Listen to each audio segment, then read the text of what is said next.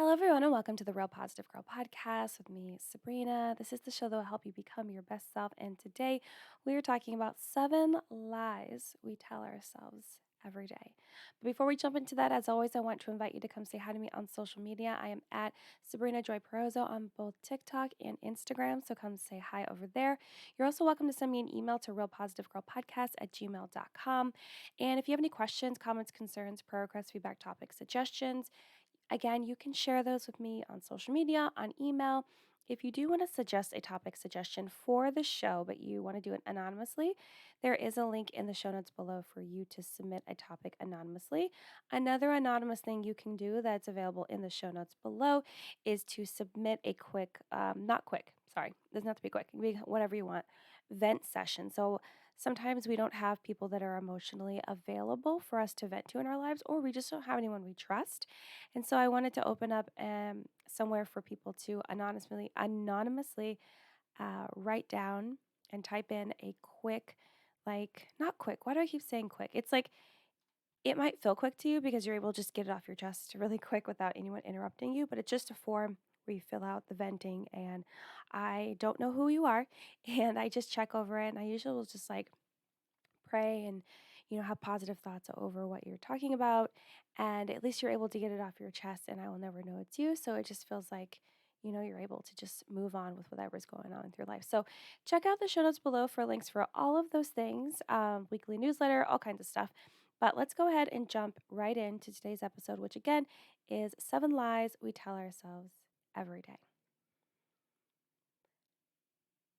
So, because we filter in so many like experiences, opinions, ideas, thoughts, all the things that just, bam, hit us in the face like every day, depending upon what we're going through, we end up holding onto thoughts and beliefs that aren't for us and aren't true. And it's important that I wanted to distinguish the fact by saying that they aren't for us because sometimes, experiences and beliefs and thoughts and whatever, they could be really helpful for someone else. When they are in that certain season of life, that stage of life, they are dealing with those certain struggles and transformations. But if you're not dealing with those things and you do not need those beliefs and thoughts and whatever it is, then it's not for you. And it's just not true to who you are and what you're going through in your life right now in the current season that you're in, right? In the current season that you are kind of like taking in and digesting all of those different experiences, opinions, ideas, all of those things. And we can develop beliefs based on what other people believe and share with us, right? So if we overhear or we get to know someone and they share their beliefs with us and just tell us like what they think, or we, find out someone's beliefs and maybe we look up to them, or we kind of are jealous or envious of how their life's going, what they have in their life. And it's like, oh, well, maybe I should just like adopt their beliefs, or they're telling me their beliefs. Maybe that means I should just take them on because they seem like they have a great life. You know what I mean? Just kind of be like, you're grasping at straws at this point where you're just like, okay, I'm just going to like change everything in my life because their life seems on point and mine is not. And I need to do something.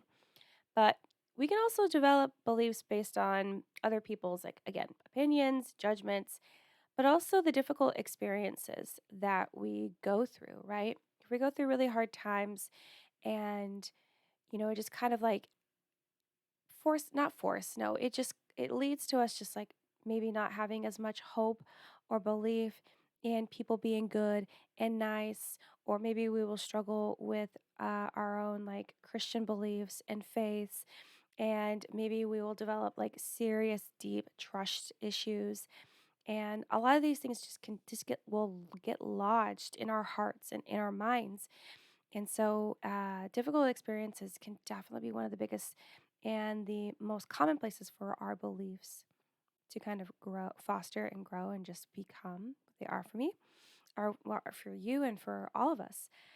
And, you know, it's important to know that not everything that filters into our brain is true or just not true for us. Again, it could definitely be true for someone else that you know, or just someone else completely that you don't know, but maybe you overheard something and you're like, oh, I'm going to take that for me, as opposed to really being more focused and patient on the lessons and opportunities and opinions that are for you. You know what I mean?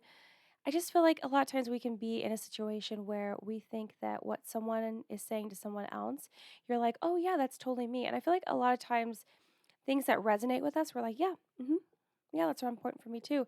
But other times, we're again grasping at straws. We are trying to find a reason or some sort of way to go, to follow because we feel lost. We feel like the things that we're currently doing are not working, and we are willing to jump into anything and everything, which is it's a dangerous game to play. But yeah, so it could be true for someone else for sure, but not for you. But we easily absorb things. You know how they say like kids are sponges, like their brains are sponges and they just like absorb so much knowledge. I feel like as kids, young adults, we absorb beliefs and thoughts and ideas and opinions and judgments and all these things as easily as children absorb knowledge when they're growing up. It's just crazy. I think it's absolutely bonkers how easily we can just absorb all these things and then, with no actual, I don't know, system, just decide what we're going to believe and what we're not going to believe and then move on with our lives. It just seems kind of ludicrous sometimes, you know what I mean? And I'm even speaking about myself, like, why in the world would I allow that to become a belief? Um, but yeah, so we absorb things, we make it our own truths, and don't take enough moments to reflect on whether these beliefs are still benefiting us. A lot of times, we will establish a belief and a thought and a value in how we're going to live our life and in these things that we keep with us as we go about our everyday.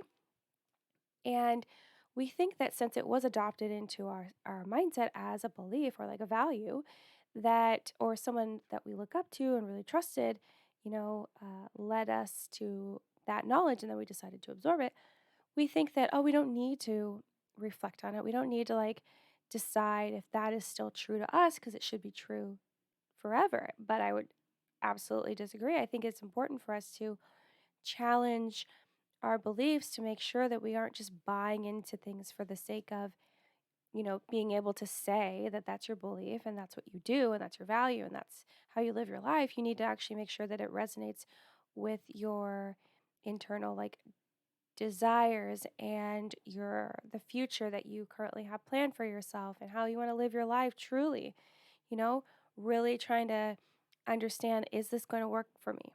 Is this best for me right now in this season? Because a lot of times our lives can be so different depending upon what season of our life we're in and what we're dealing with, right? What are we struggling? What are we battling? So just something to keep in mind that I'm not saying you have to throw all your beliefs out the window and start again. I'm just saying you should kind of reflect and be like, okay, is this still true for me? Is this something that doesn't feel like it's real anymore? How can I, challenge this? Figure out if this is still something that means a lot to me, those kind of things, where you deep dive into reflecting, oh, are these beliefs still benefiting me? These things still serving me?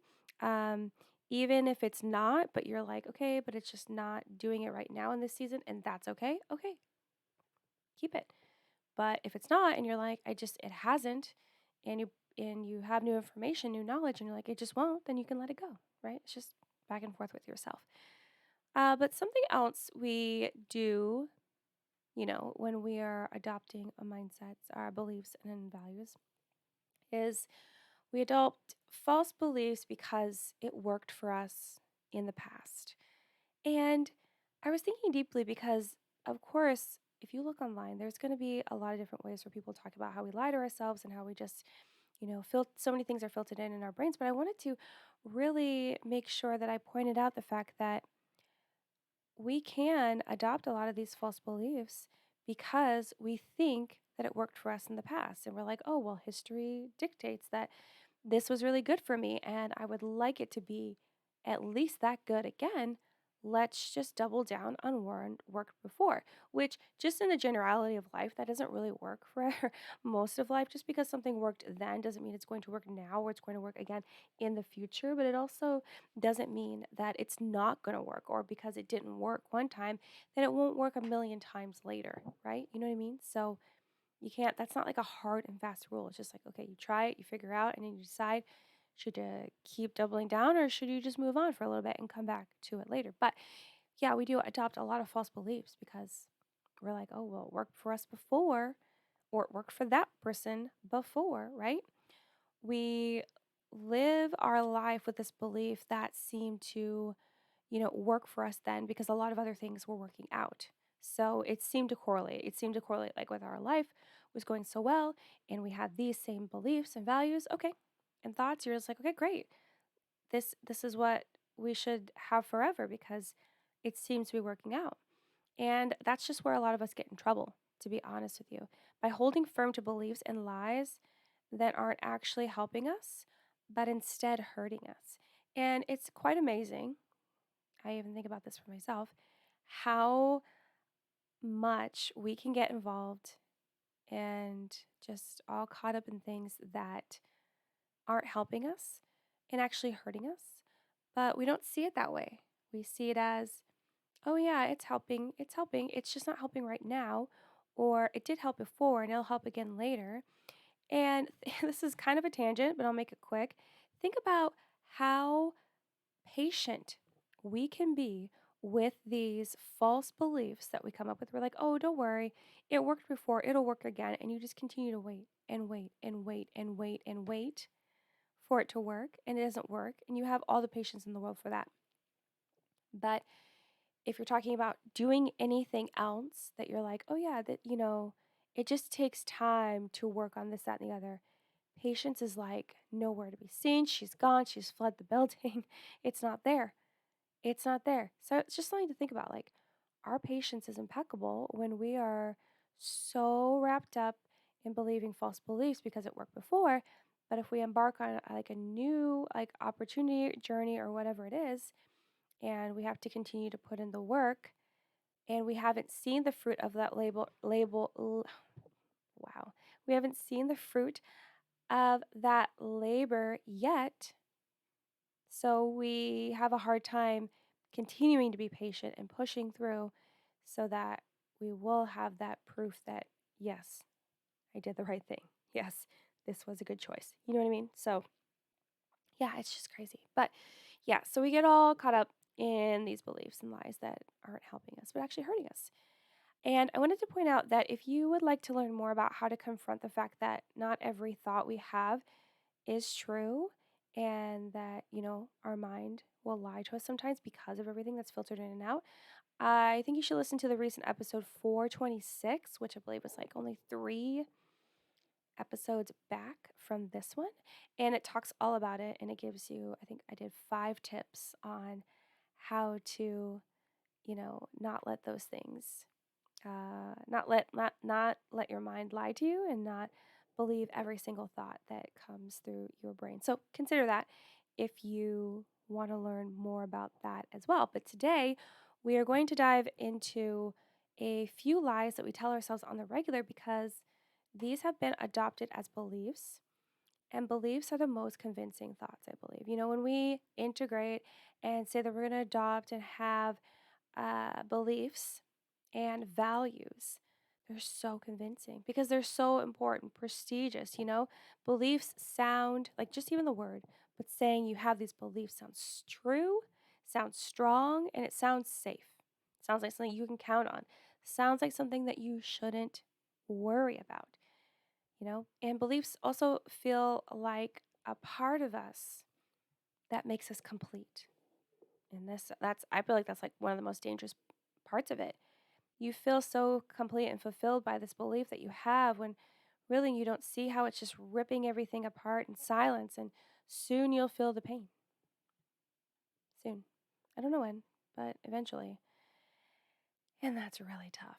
So you can see how it can get really confusing and unsure when we discover that our beliefs are actually lies that we need to let go. It's tough. It's not easy. I feel like the hardest part is realizing those these things are lies, and then when you do accept that as truth, then you're like, okay, now it's easier to move forward and figure out, okay, what do we need to do? Let's work on this. Let's like push past this. Let's grow our mindset.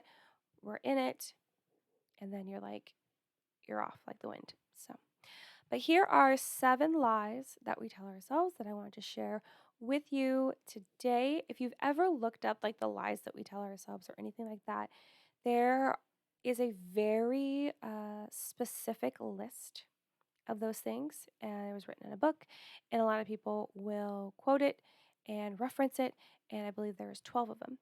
And, today I'm telling you seven uh, ones that may, like a couple of them are similar to that list, and other ones are very different because I want it to be more abstract always. I always want to be a little bit different than just the general information that you could easily find on the internet.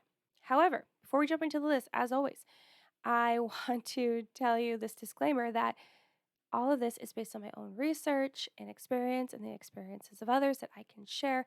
If you find that the list, then the knowledge that I'm providing with you today is not beneficial or does not align with what you believe is true, then please talk to a therapist or a counselor, or just do that anyway, even if you believe or don't. And you can also just go to your best friend Google and type in, what lies do we tell ourselves, and see if information on the internet aligns better than what I'm about to share with you. Okay, let's jump in. So, 7 lies we tell ourselves. The first one is that we need approval and validation for everything that we do. I'm not kidding. I was literally talking to my therapist about this today.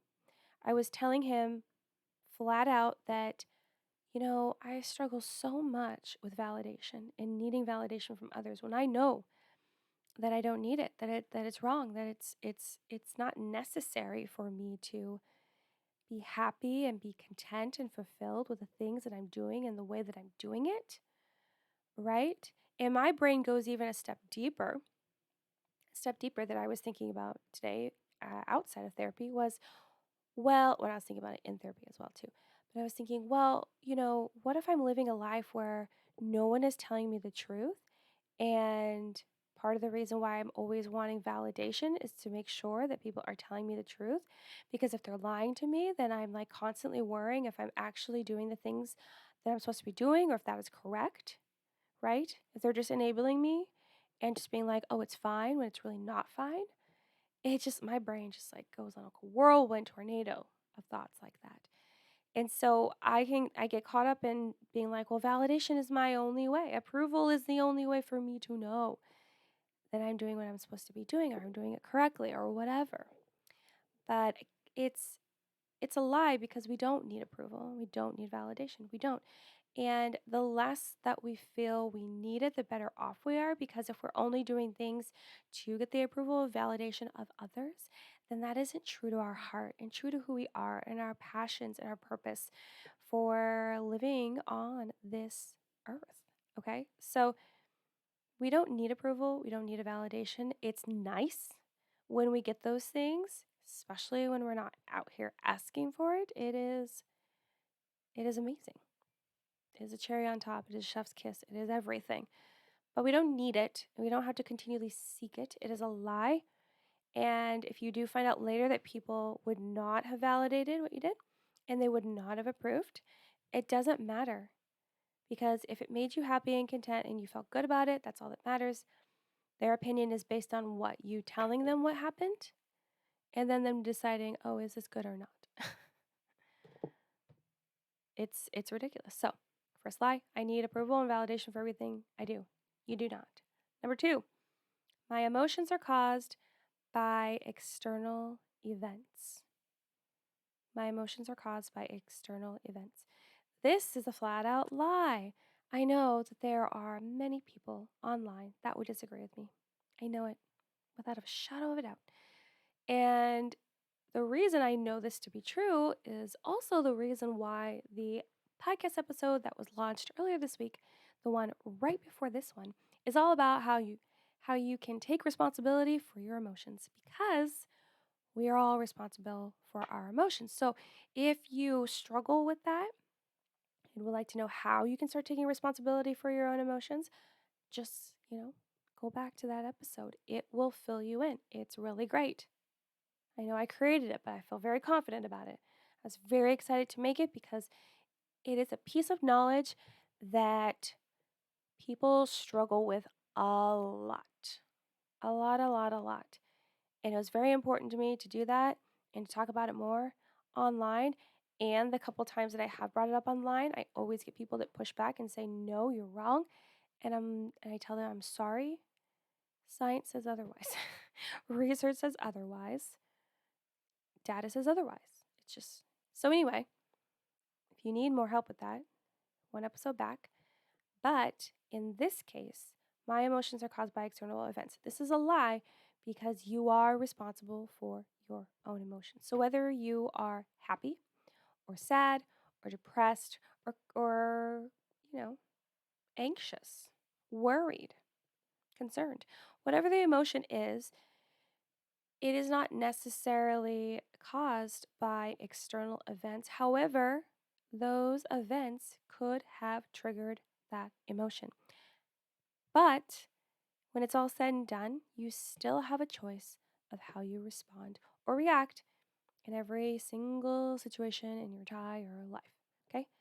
And you get better at that, responding appropriately to the situation by practicing and reminding yourself that you get a choice.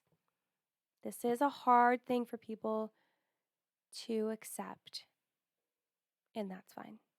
There's so many things that a lot of us struggle to accept. And it's because we're so caught up in our own opinions, our own biases, everything that we know, as opposed to widening our perspective and taking a step out of our own perspective to look around and see what else could be true. So, anyway, let's rope it back in. At Tangent City over there. Your emotions are caused by external events. They are not. Your emotions are caused by whatever you decide to respond with, react with, whatever emotion. So it's anger and you slap someone across the face, or it's sadness and you decide to cry and run away, or and listen. Minus the slapping the face thing, these are like, how I am sometimes. And whatever it is, you have decided that that is the way that you're going to respond or react in that situation because you're the only one in control of your emotions. Okay? Want to learn more about that? Click back one episode. I promise it'll break it down even more. Let's move on. Number 3, I have to match the mood of others. This one, oh my goodness. I have to match the mood of others. I used to live and breathe and die by this lie. I have to match the mood of others. And I honestly didn't break this bad mindset and disengage from this lie until recently, until like, I don't know, the last 6 months, maybe a year. It's because often when you're a people pleaser or you're an empath, you will adopt the mood of whomever you are with because it's kind of like solidarity and showing them that you're respecting how they feel and you don't want to feel better than them and then make them feel worse. It's this whole game in your brain. But you do not have to match the mood of others. If you are in a happy, joyful mood and someone else is in a nasty, grumpy mood, you don't have to be grumpy just because they're grumpy. You don't have to tone your happiness and joy down just because they are not currently where you are right now. You don't have to do any of those things. You do not have to match the mood of others.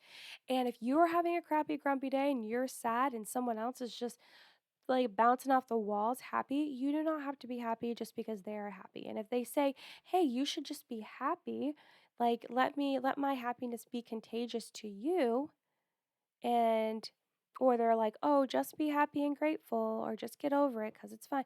No. If you're in a mood, be in a mood. Okay?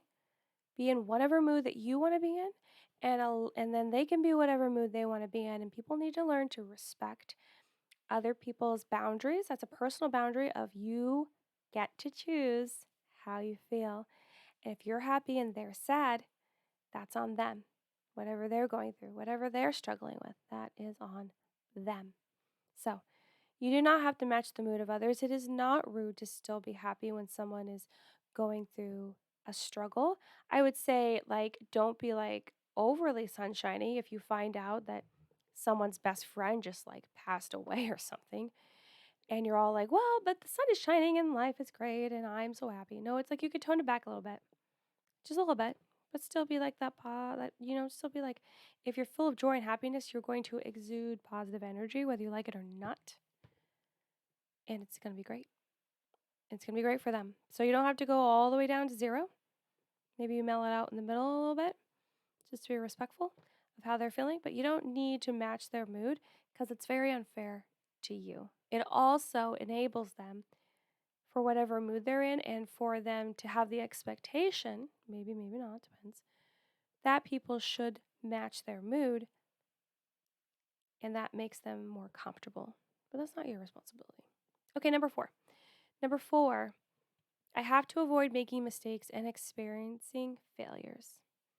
I have to avoid making mistakes and experiencing failures. I've said it before and I'll say it again. I'll say it all the time. Mistakes and failures are one of the best learning lessons ever, ever, ever. I'm telling you, it's not fun in the moment. Of course not. Ugh, it's the worst. Maybe not the worst, but it's not great. But when you reflect back on those mistakes that you made and the failures that you did experience, you will be able to learn lessons. You'll be able to glean knowledge from that and use that going forward. Use it in the future. And that's great. And again, it's not fun going through those things in the moment, but they are so helpful. So don't avoid making mistakes and experiencing failures. Yes, we all want to do our best, but you don't have to beat yourself down super hard if you do make a mistake or you do experiencing a failure because you're going to learn a lot from it. And then you're going to take that knowledge and you're going to move forward and not let that thing hold you back and not constantly hide in your comfort zone so that you don't have the possibility of making any mistakes or experiencing failures. So that's a lie because you don't need to avoid them. Just live your life and get through them as they come. I'm telling you. Number five, I have no control over my life. I have no control over my life. This screams victim mentality. It really does. When you say that you have no control over your life and this is just the cards that you were dealt and there's nothing you can do, you sound like a straight up victim. I'm telling you, you can't. I mean, you can. Take that back. You shouldn't. You do have control over your life, okay? You do. You get to choose if you're going to get off your butt and go change your attitude. If you're going to go try to follow your dreams again, if you're going to change course in your journey and whatever your dreams and goals are. You know, you don't have to be heartbroken for the rest of your life just because someone you care about you broke up with recently, right? You got let go from a job, you got to find another job. You got to do what you can. You can't just let life like happen to you and then expect your amount of complaining and feeling sad for yourself and being a victim is going to change anything. It's not going to do anything. It'll probably actually hurt you more than it ever could do anything for you because it's just continuing to get you stuck in that pit of despair that you are having the best time sitting in. So you do have control of your life. You just have to take control and do what you can. Continue to push through and not give up. Sometimes we have to take a pause because it's too much. We're tired and we need to refuel. Please do that. And then get back to what we need to do. You do have control. You do have control of your life. Number six of seven. Number six, my problems don't matter as much as other problems. My problems don't matter as much as other problems. Everyone's problems matter. Don't we just love the cute little like first world problems? I use it all the time because it actually is a way for me to, well, be funny and sarcastic, which I adore, but to also acknowledge the fact that this is a first world problem. And if I wasn't handling it right now, it would be perfectly fine, right? And it reminds me to be grateful for what I have because I'm like, oh, well, just because I'm not able to get this really like fancy mirror doesn't mean that life is going to be over if I don't get it. I just won't get it and life will be fine. But, you know, if I get it, I'll be grateful that I was able to get it. If I don't, I'm grateful that I still have whatever else to set up my room or whatever it is you're doing. I immediately thought of like setting up like a new office or something like that. That's why I said mirror. And because that's my dream, to get a bigger mirror so I could take like cute little photos, right? That might sound uh very like stuck, very like all about myself. It is, and that's fine because I like to take cute photos when I'm wearing cute outfits. It's fine. So, but your problems don't matter as much as other problems. Everyone's problems matter. Okay? Yes, you can acknowledge that you're having a quote unquote first world problem because it's not a problem that everyone deals with or someone would deal with in a third world country. And so, you could acknowledge it as a problem or not.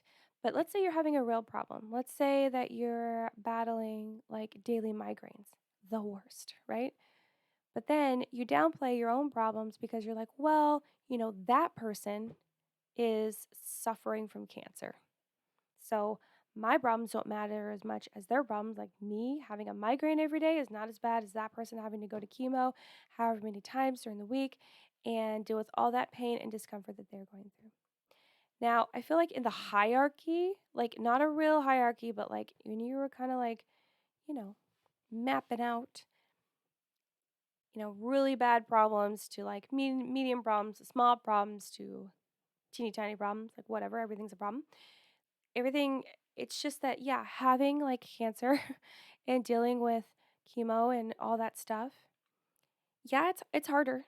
I would say it's harder than dealing with a migraine. However, that does not discount your problem just because their problem might be harder if you actually like widen your perspective and thought about it. Because it's going to take more work, more time, more money, um, and more things away from you because it's a really difficult thing. In comparison to your problem, migraines every day, maybe it doesn't take as much away from you, but maybe it does. And maybe you have more kids than this person who is suffering from cancer. And so, you have more people to watch over. And that migraine every day is debilitating because, it might cause you like the worst pain in your head. And you might have like moments where you maybe black out in one eye or where you get just so tired that you have to go lay down in the dark room or you have to do this, that, and the other. And sure, maybe you won't die from your migraine, and that person with cancer might die from cancer, but it still doesn't negate the fact that you have a problem that you need to solve that's important to you and your current season of life, and it still matters. Okay, there's not an actual list of like this is the worst problem followed by all these problems. You do need to have perspective of understanding, like if you like to tell people about your problems a lot, I would maybe tone it back a little bit and not because they don't deserve to be heard. It's just, you don't want to just be going airing all your problems and grievances all over the world. It's just to everyone it's just not helpful and it's too much, and it also is a very big indicator of your struggle with your personal insecurities. So, my problems don't matter as much as other problems. That is a lie. They do. They matter just as much and more to you, and that's what matters because it's happening to you. And something else is happening to someone else, and that's most important to them. And that is fine because we're all dealing with our own problems. And everyone's problems are important problems. Okay, number 7 and the last one. The last one. I don't have enough fill in the blank. So this could be like, I don't have enough money. I don't have enough friends. I don't have a car. I don't have enough time after work, right? I don't have whatever restaurant in your town to eat at that you really want to eat at. I used to be so mad about that growing up. I grew up in Anchorage, Alaska, and I remember, this is a tangent, yes, and it's gonna be a quick one. I would like watch TV and when commercials came on, because yes, this is also the era where everyone was watching cable with commercials. That's what normal life was. And I would see commercials for Red Lobster, for a Red Lobster. And you know what we didn't have in Anchorage, Alaska when I was growing up between 1985 and the year that I left, 2004? We didn't have a Red Lobster. I would get so angry. There was also like another steakhouse. I forget what it's called. Not Sizzler. We had a Sizzler in town. That place was bomb. Okay, I don't care what anyone says. But there was like a steakhouse that we didn't have. Outback. We didn't have an Outback. That's what it was. And I would get so annoyed every time I see those commercials. Especially, I got so like bitter about it the summer before I went to college because I knew I was moving out of state to somewhere that had these restaurants. And I was like, I'm going to go eat up in there for all this time that I missed out on being a child, getting these national commercials, and we don't have that restaurant. It bothered the crap out of me. But anyway, I digress. So yeah, I was always like, oh. And then when I finally did eat it at Outback, I liked it. I don't know if it's because now I heard now it's not as great. And then I did eat it at a Red Lobster, and I really liked it. Like when I was, younger adult. Now, not so much. It's like food poisoning for sure, for me at least. My experience after eating at a Red Lobster was food poisoning. But that's not going to be everyone's experience. I just want to put that out there so Red Lobster doesn't come after me. So, anyway, number 7 is I don't have enough. So, you might not have enough time. You might not have enough money. You might not have enough people in your life. You might not have enough, you feel like you don't have enough love or whatever it is. This is a lie because your basis for thinking that you do not have enough is more often than not based on a comparison to someone else. And comparing yourself is probably a list in that list of like the most dangerous games you can play with yourself. That should be an episode. Should that be an episode? Let me know. Should that be an episode? I think so. Like, cause like comparison would be there, and jealousy and envy would be there, and believing lies would be there. So many things would be there. Okay, but so it's all because of like comparison.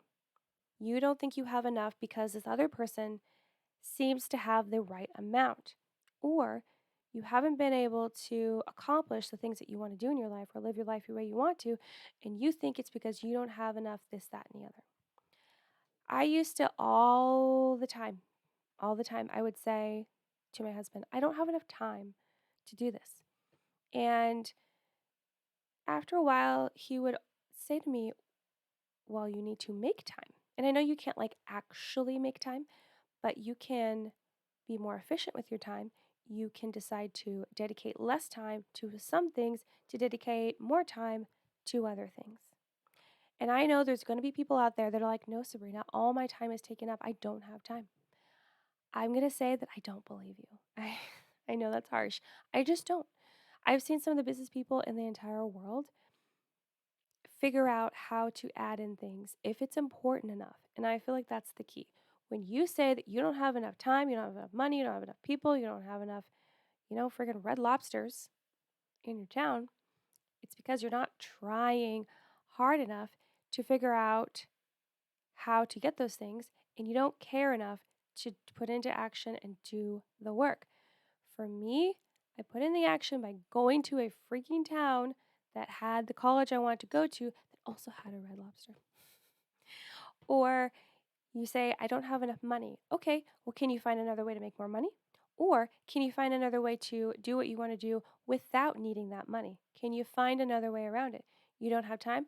Okay, well, what are you using your time for right now that actually isn't necessary or could be delegated to someone else? Right? Right. Maybe you're like, oh, I don't have enough space where I live. Okay, well, is everything that you own absolutely necessary? And you have to be really honest with yourself with this question because immediately most of us can be like, no, I don't have anything unnecessary. No, we all do. We all do. And so if you're like, I don't have enough space to do this, that, and the other, you can find a little corner to clear out to make space for you to do that. Let's say you want to start a podcast. Let's say that you wanted to film YouTube videos. Let's say that you wanted to work from home and you needed like a clean background for you to do that, right? Let's say that you wanted to like be a model and take pictures of yourself so that you like in cute outfits and stuff. You can find a way. You can find a way to make that work. In the podcast thing, like when I first was starting my podcast, I heard so many people talk about how they did not have access to even a closet that they could record in so that it would be quiet. So a lot of people would just record underneath blankets. I think I've recorded underneath the blanket before. And you just make it work. You just make it work, right? So when you say I don't have enough whatever, enough fill in the blank, it's a lie because you can make room. You can figure out how to get enough. You can figure out another way to do it without that enough if it's important enough to you. And if you're willing to put in the time and the action and you know, the care enough to execute a plan to figure it out. So that's why it's a lie. I know there's going to be some people that disagree. That's fine. That's your right. It is your right to disagree, and that's fine. But I'm just telling you, based on my own research, you can figure it out. You can. If you're honest enough with yourself, you can figure it out. You can figure it out. You might have to give up something else. You might need to ask for help, call in favors, but you can figure it out. I promise you. But that is all 7. That is all 7 of the lies that we tell ourselves every day. On the regular, not every day. You know what I mean? I'm just being overly generalized. So, but that's it. That's all I have to say about that. So thank you so much for listening to the Real Positive Girl podcast. Again, with me, Sabrina. Check the show notes below for a link for my weekly newsletter, to vent anonymously, to suggest a topic anonymously, to follow me on social media, send me an email. RSVP for the planner that is coming out very soon. It's going to the printers next week. Woo woo. If you don't know what I'm talking about, if you follow me on Instagram, I am showing previews of the planner in my stories. And I just realized I should probably make a highlight for that so people can go back to it. But check that out. So, anyway, check out all that stuff below. I will talk to you soon. Have a good one. And I will see y'all next time. Bye.